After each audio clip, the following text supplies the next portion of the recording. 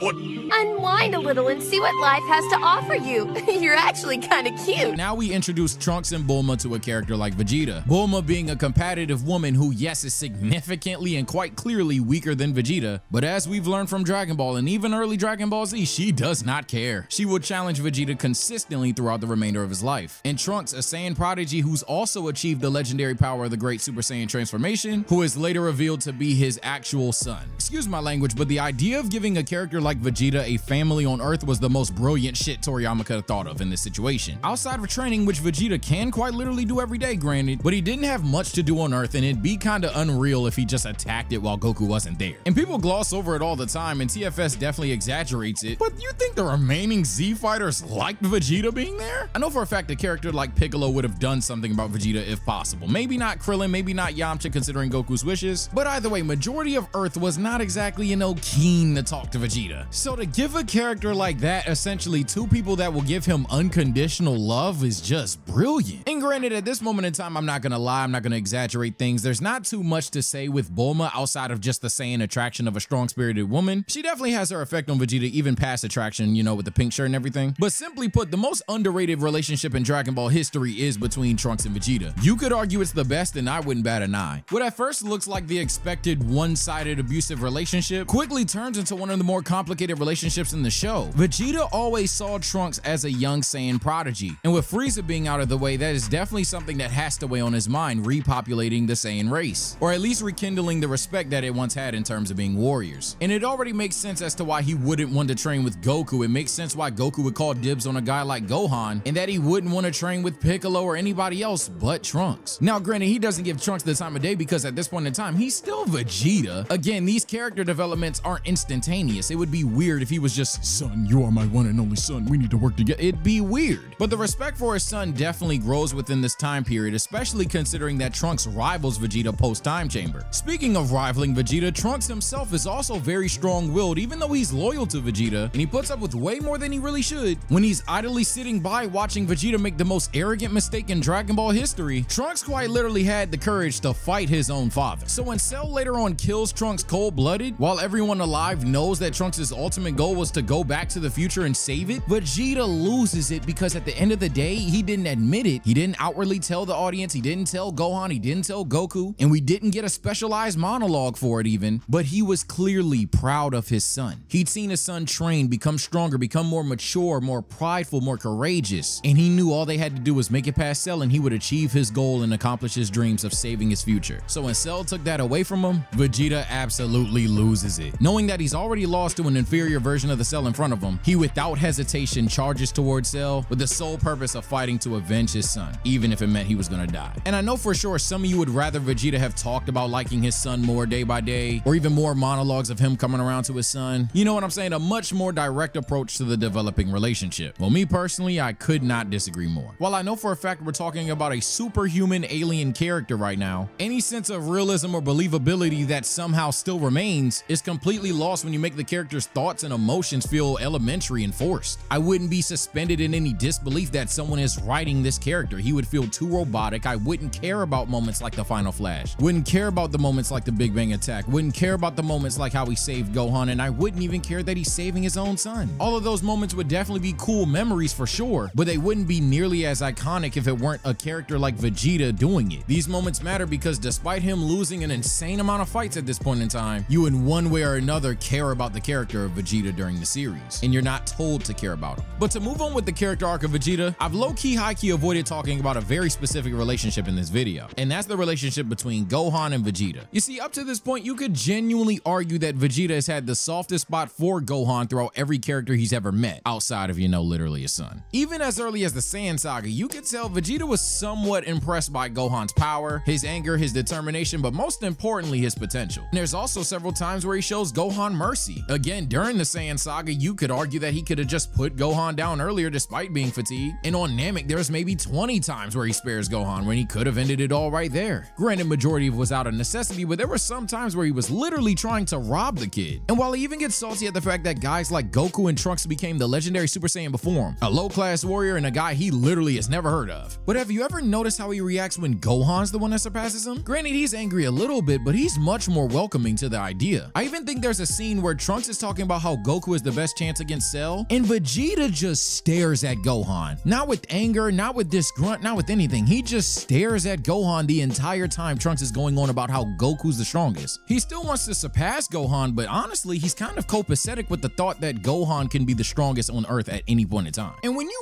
really think about it, he's known Gohan for an overwhelming majority of his life. I bring up this relationship because obviously he then is disappointed in Gohan when he finds out that this guy essentially hasn't trained at all, is completely out of shape, and at best has stagnated when it comes to how he was as a child. But more importantly to me, because this is something that's always crossed my mind, but I don't think we get any of the Majin Vegeta shenanigans if it was Gohan who was overpowered on the ship. If it was Gohan who all he did was simply flex his power for 2 seconds and Vegeta could tell he was inferior, I don't think he snaps nearly the way he did like how he does with Goku. Now before you guys worry, trust and believe, I'm not going to overcomplicate this. Goku is quite clearly 100% without a shadow of a doubt the main, if not only catalyst even, for what he does in terms of becoming Majin Vegeta. But I just wanted to point that out because although he may use the word strongest because Goku at this point in time is pretty much clearly the strongest, I don't know if Vegeta's anger was really towards being the strongest on Earth versus being stronger than specifically Goku. After all, it was solely Goku who decided that he wasn't going to come back to Earth. And while everyone's been enjoying the 7 years of peace, Vegeta's main purpose for fighting after the Cell arc kinda just vanished with Goku. Despite the obvious purple and bugmen that were around terrorizing everybody, his main purpose in getting stronger was to surpass Kakarot all along, and to finally settle that score. It's why when they finally draw each other's card in the first round, Vegeta's damn near elated and he doesn't really care about anything else that's happening on the ship. Doesn't care about Yakan, doesn't care about Pui Pui, doesn't care about Dabura, definitely don't care about no Bibbidi Bobbidi Boo. He knows himself has gotten stronger and he knows Goku probably got stronger as well. But when you have Goku over here who secretly knows he's way stronger than Vegeta, but even if he didn't, he definitely is going about it as if either A, he is way stronger than Vegeta, or B, that he views fighting Vegeta as a subplot and there's other things that matter more, you get a conflict of interest right then and there. And when you combine that with the disappointment in Gohan, and you combine that with the fact that Vegeta now knows he's way inferior to Goku, that was the nail in the coffin, and we got the whole Majin Vegeta thing. And this is the last time I'll bring it up, but this is truly why I think it was about Goku specifically. Because if it was about being the strongest alive, then kudos to Vegeta for having that strong of ambition to truly be #1. But I think the reason he was able to overpower Babidi's magic and not just be a minion like Deborah is truly because he didn't care about nobody else but defeating Goku specifically. Hell, my power scalers out there will tell you right now that one of the main debates is Goku as a Super Saiyan 3 or Ultimate Gohan at this point in the series. I bring that up to say it's pretty damning that frame 1 of being resurrected, Vegeta